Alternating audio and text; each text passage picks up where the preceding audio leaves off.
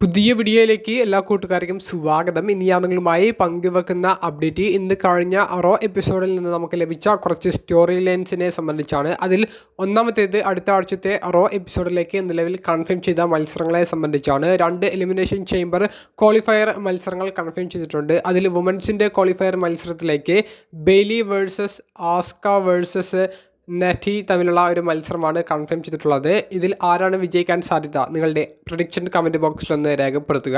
Men's elimination chamber qualifier മത്സരമായിട്ട് Gunther versus Jevon Evans versus intercontinental ചാമ്പ്യനായ Dominik Mysterio തമ്മിലുള്ള ഒരു triple threat മത്സരം കൂടി കൺഫേം ചെയ്തിട്ടുണ്ട്.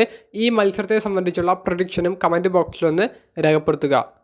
രണ്ടാമത്തെ അപ്ഡേറ്റ്, ഇന്നത്തെ റോ എപ്പിസോഡോട് കൂടി എലിമിനേഷൻ ചേംബർ പ്രീമിയം ലൈവ് ഇവൻറ്റിലേക്ക് 2 പുതിയ മത്സരങ്ങൾ കൺഫേം ചെയ്യപ്പെടുന്നതായിട്ടാണ് നമുക്ക് കാണാൻ സാധിച്ചത്.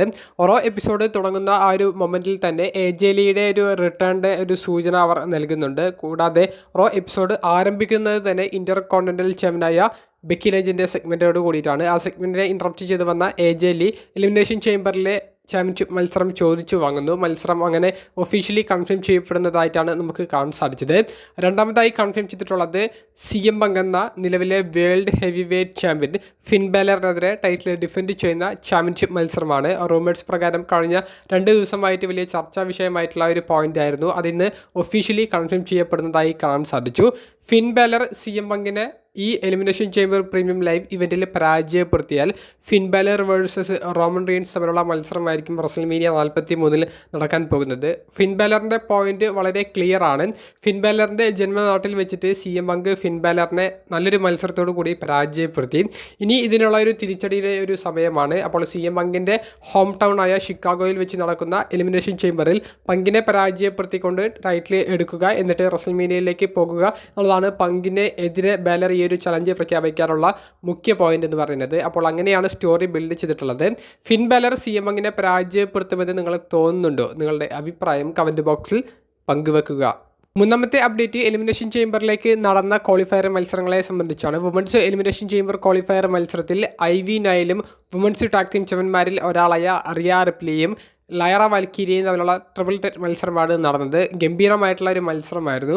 ഐവി നയലിനെ വളരെ പവർഫുൾ ആക്കിയിട്ടും വളരെ സ്ട്രോങ് ആയിട്ട് ആ മത്സരത്തിൽ പ്രസൻറ്റ് ചെയ്തിട്ടുണ്ടായിരുന്നു. പക്ഷേ റിയ റിപ്ലി എന്ന് പറയുന്ന സൂപ്പർ സ്റ്റാർ ഉള്ളതുകൊണ്ട് തന്നെ റിയ റിപ്ലി അല്ലാതെ മറ്റാരും ഈ ഒരു മത്സരത്തിൽ വിജയിക്കില്ല എന്നുള്ളത് മത്സരം തുടങ്ങുമ്പോഴേ നമുക്ക് അറിയാം. അത്തരത്തിൽ തന്നെയാണ് നമുക്ക് റിസൾട്ടും കാണാൻ സാധിച്ചത്. അപ്പോൾ സ്മാക്ഡൗണിൽ നിന്ന് വിജയിച്ച ടിഫനി സ്ട്രാറ്റനും ഇപ്പോൾ റോയിൽ വിജയിച്ച റിയ റിപ്ലിയും രണ്ടുപേരും ഇപ്പോൾ എലിമിനേഷൻ ചേംബറിലേക്ക് യോഗ്യത നേടിയിട്ടുണ്ട്. മെൻസിൻ്റെ എലിമിനേഷൻ ചേംബറാണ് നമുക്ക് മെയിൻ ഇവൻറ്റിൽ റോ എപ്പിസോഡിൽ നമുക്കിന്ന് കാണാൻ സാധിച്ചത്. LA night versus penta versus Austin theory തമ്മിലുള്ള മത്സരം. ഇതിൽ ഓസ്റ്റിൻ തിയറിയുടെ ദ വിഷൻ ഗ്രൂപ്പിലെ ബ്രോൺസൺ റീഡിനെയും ലോഗൻ പോളിനെയും റിംഗ് സൈഡിൽ വരാൻ പാടില്ല എന്നുള്ള ഒരു താക്കീത് എഡം പിയേഴ്സ് എന്ന ജനറൽ മാനേജർ കൊടുത്തിട്ടുണ്ടായിരുന്നു. അപ്പോൾ മത്സരത്തിൻ്റെ അവസാന ഘട്ടങ്ങളിൽ ഇവർ വന്നിട്ട് മത്സരത്തിൽ അലങ്കോലപ്പെടുത്തുന്നത് നമുക്ക് കാണാൻ സാധിച്ചു. പക്ഷേ ഓസ്റ്റിൻ തിയറിക്ക് വിജയം കരസ്ഥമാക്കാൻ സാധിച്ചില്ല. കാരണം ആ മാസ്ക് ഇട്ട് വന്ന മിസ്റ്ററി റെസ്ലറുടെ ആക്രമണം ഇത്തവണ ഓസ്റ്റിൻ തിയറിക്ക് എതിരെയായിരുന്നു. ഈ അവസരം മുതലെടുത്തുകൊണ്ട് BFT എന്ന് പറയുന്ന ഫിനിഷർ അടിച്ച് LA നൈറ്റ് ആ ട്രിപ്പിൾ ത്രെറ്റ് ക്വാളിഫയർ മത്സരത്തിൽ വിജയിക്കുന്നതും എലിമിനേഷൻ ചേംബറിലേക്ക് യോഗ്യത നേടുകയും ചെയ്തു. അപ്പോൾ കഴിഞ്ഞ സ്മാക്ഡൗൺ എപ്പിസോഡിൽ വിജയിച്ച റാൻഡി ഓർട്ടനും ഇപ്പോൾ റോയിൽ വിജയിച്ച LA നൈറ്റും മെൻസ് എലിമിനേഷൻ ചേംബറിലേക്ക് യോഗ്യത നേടിയിരിക്കുന്നു. നാലാമത്തെ അപ്ഡേറ്റ്, നമുക്ക് ഇന്നത്തെ റോ എപ്പിസോഡിൽ കാണാൻ സാധിച്ച ഏക ചാമ്പ്യൻഷിപ്പ് മത്സരത്തെ സംബന്ധിച്ചാണ്. വേൾഡ് ടാഗ് ടീം ചാമ്പ്യന്മാരായ ദ ഊസോസിൻ്റെ മത്സരത്തോട് കൂടിയിട്ടാണ് റോ എപ്പിസോഡിലെ മത്സരങ്ങൾക്ക് തുടക്കം കുറിക്കുന്നത്.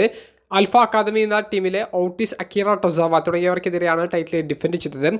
മത്സരത്തിൽ ദ ഊസോസ് ടൈറ്റിൽ റിട്ടേൺ ചെയ്യുന്നതായിട്ടാണ് നമുക്ക് കാണാൻ സാധിച്ചത്. മത്സരശേഷം ആൽഫ അക്കാദമി ടീം മെമ്പേഴ്സിന് കൈ കൊടുക്കുന്ന ഊസോസിൻ്റെ ഭാഗവും നമുക്കിന്ന് കാണാൻ സാധിച്ചു.